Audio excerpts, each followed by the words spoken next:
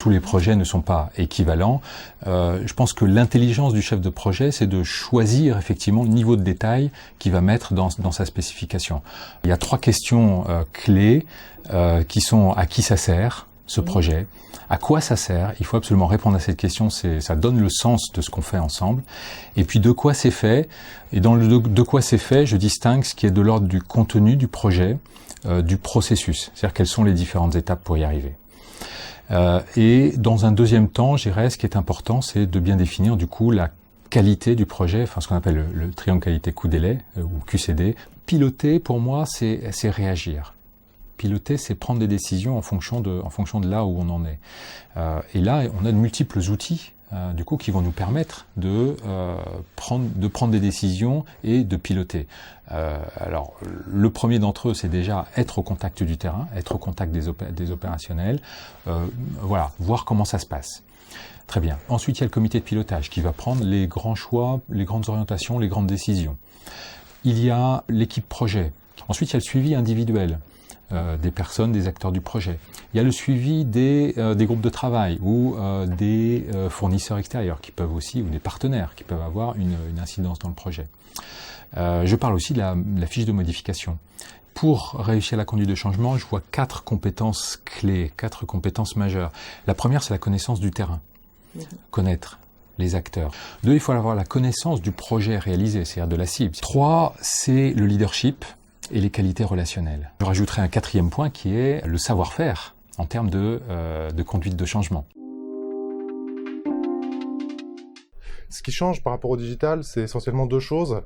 C'est la transversalité et la vitesse. Parce que le digital suppose d'être connecté, en fait. Connecte l'ensemble des acteurs, que ce soit en interne, donc l'ensemble des salariés, très rapidement, fluidifie les échanges d'informations, les rend plus dynamiques.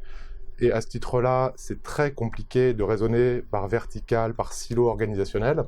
Ça, c'est la première différence notable. Et la deuxième, c'est la vitesse. J'ai tendance à croire que c'est pas une question d'âge, c'est une question d'état d'esprit d'abord. Je recommande de trouver l'indigné. L'indigné, je le résume comme ça, c'est la personne qui n'accepte plus les choses telles qu'elles sont. Qui voit les opportunités des changements en cours dans la société, dans les technologies, et qui veut les appliquer à son entreprise, qu'il aime, pour la faire évoluer dans le bon sens. C'est un état d'esprit précieux, à cultiver. Il faut absolument que l'implication de la direction générale par rapport à un changement majeur soit totale. Totale dans évidemment l'analyse, la préparation, mais aussi, et de façon extrêmement importante, on le verra un peu plus tard, dans la communication des changements et des impacts de ces changements dans l'entreprise. Ensuite, les managers opérationnels devront prendre le relais et c'est pour ça qu'il faut qu'ils soient complètement intégrés dans la démarche d'accompagnement du changement. Là, l'obligation pour bien le réussir, c'est de faire co-construire les changements, tout du moins les plans d'action par les salariés sous une pratique de management collaboratif. Elle doit être portée, encore une fois, pour moi, par le management. C'est lui qui en est la colonne vertébrale. La communication institutionnelle de l'entreprise peut l'aider par les supports, par une clarification des discours, mais il est extrêmement important que les managers, du haut en bas, du dirigeant jusqu'au manager de proximité, soient les parties prenantes de la communication interne.